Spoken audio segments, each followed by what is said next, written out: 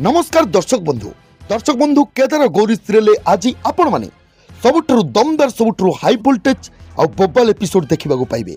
प्रकृत में दर्शक बंधु केदार आज दुई नाबरे गोड़ दे कौ कूले हेबेनी। प्रकृत कथा हेउची केदार दिव्यार सत जानिछंती।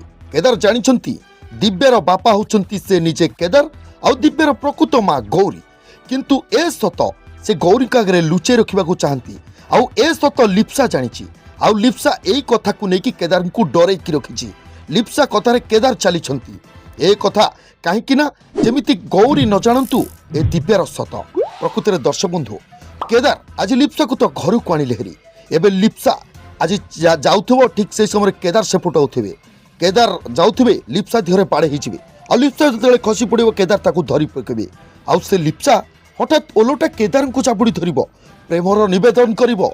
यहाँ पर दर्शक बंधु केदार रागिकी से लिप्सा को बाहर करदेवे। आउ से लिप्सा कहब शुण केदार मु मो शपथ रखिली, मु मो प्रमिस पूरा करिछि, एबे तमे तम प्रमिस पूरा कर। दर्शक बंधु एमिति कहले केदार कहबे कौन कहूछ तमे, कौन चाहूछ तमे। दर्शक बंधु यहाँ पर से लिप्सा कहब केदार तमे सबुदिन पाई मोर हो जाओ ना।